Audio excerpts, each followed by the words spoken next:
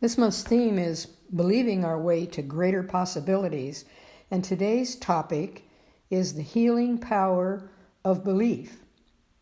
Last week in this series, I talked about what do we believe and what don't we believe, citing Greg Braden's book, The Spontaneous Healing of Belief. Braden describes in this book a growing body of scientific evidence which indicates that the universe works like a huge computer based in consciousness. He goes on to explain that just as every computer uses a language to create results, the universe's consciousness computer uses our experience of belief to speak to the stuff that the world and our bodies are made of. When we realize that everything in our world is based on what we believe, we begin to understand that everything from the DNA of our bodies to the success of our relationships and the peace of our world is based upon what we believe. So for some people, that carries a challenging, if not frightening, message. But for others, it's a hopeful, if not positively exciting opportunity to up their consciousness, within, around, and through them. Braden describes it this way: the key to healing false limitations is to understand what belief is and how it works. For us to change the limiting beliefs that have led to war and disease, we must have a reason to view things differently, that is, to live beyond the paradigm of false limits. Live beyond the paradigm of false limits. Wow, what exactly does that mean? Well, a paradigm is a standard, a perspective, perhaps a set of ideas. The word paradigm comes up a lot in the academic, scientific, and business worlds. When you change paradigms, you are changing how you think about something. So here's what I think. If it is showing up in academia, in science, and in the world of business, how could it not show up in the physical and spiritual world? And the fact of the matter is, it does show up in our spirituality. Because you see, we can change our standards. We can change our perspective. We can change how we think about something, or several somethings for that matter. The universe's consciousness computer. You gotta laugh about that. You gotta wonder, you gotta suppose what that might be. Of course, your source of being. You can call it God, spirit, divine intelligence, creative energy, or in today's world, perhaps you call it the UCC, the Universal Consciousness Computer. The most important thing about this, though, is that we understand the universe's consciousness computer uses our own individual experience of belief to speak through us about the stuff that the world and our bodies are made of. That's another way of saying that the universal consciousness computer, divine intelligence, has an unlimited source of knowledge, understanding, data, eternal support for its users, and like the divine voice mail, is always on call. But remember the all-encompassing acronym BUT, but? B, behold the U underlying T, truth. Behold the underlying truth. Your source of being is always available to you. That UCC, that universal consciousness computer. But what you go looking for is what you find. Get back, behold, in the message that comes back. So when you are looking for garbage, as the old computer saying goes, that's what you find. Garbage in, garbage out. And when you go looking for belief in greater possibilities, guess what? Greater possibilities just pour from that consciousness computer. I could probably stop here right now, with this talk and simply say, and that's the healing power of belief. Or I could phrase it the way Greg Braden does and say it this way. Fact. The universe is made of a shared matrix of energy that underlies our physical world. Fact. Belief is a language that speaks to this matrix. And then he goes on to say, scientific evidence reveals that heart-based belief affects everything, from the healing of our bodies to the atoms of our world.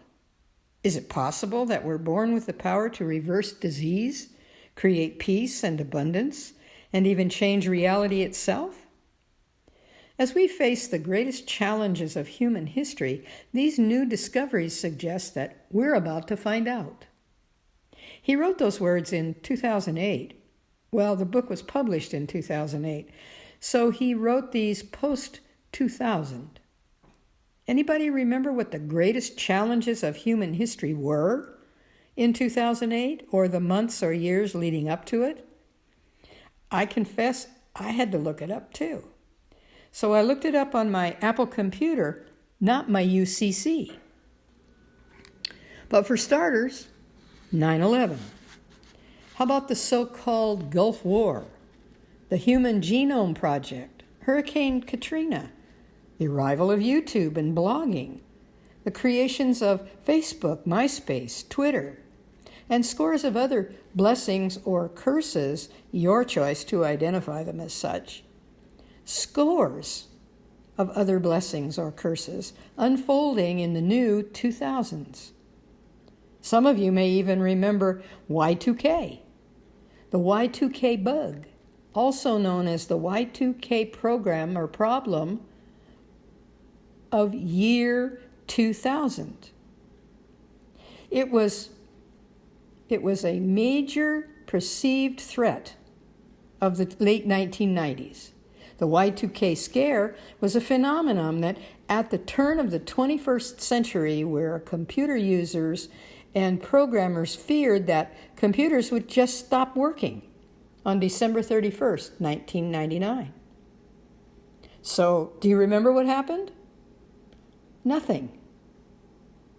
But you see, new discoveries, positive or negative, often carry with them, in the spiritual being having a human experience, and that would be you and me, that the spiritual being having a human experience carries with them fear, doubt, anger, anxiety, emotional responses or reactions.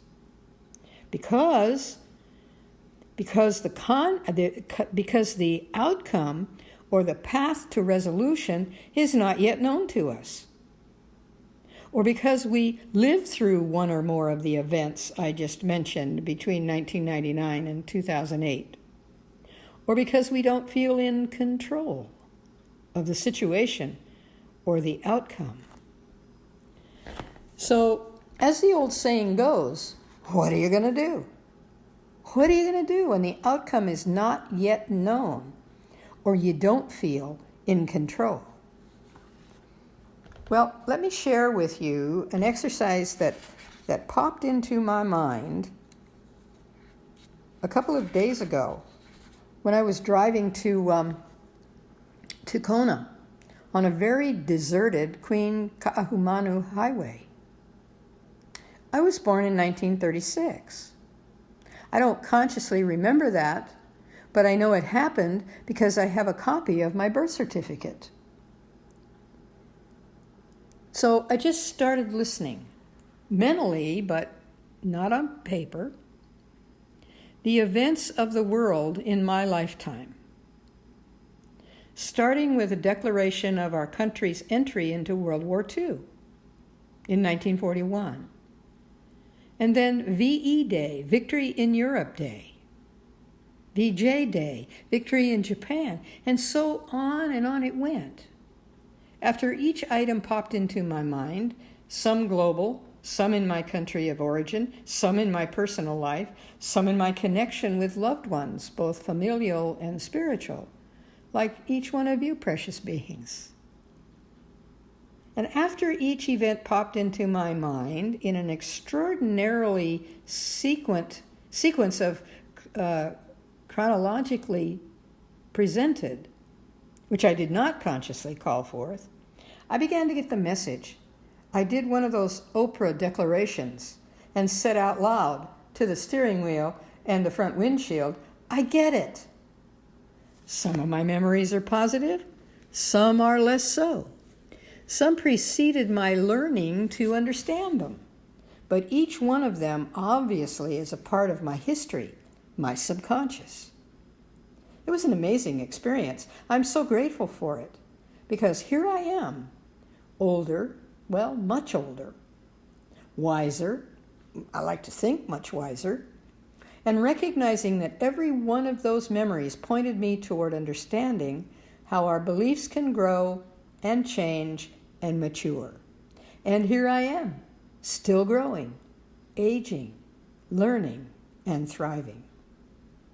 And as a result of that, can and do instigate greater possibilities through the healing power of belief. Those of you who heard last week's talk heard me list several positive beliefs that I have regarding our present world challenge and how each of us can support the healing from that, physically, mentally, emotionally, and spiritually. You also heard me refer to Greg Braden's list of belief codes in his book, Spontaneous Healing of Belief. So here's one for today. What we believe to be true in life may be more powerful than what others accept as truth. My heartfelt reality for you is that your truth is to share your way to greater healthy possibilities for yourself and the world around you. And so it is.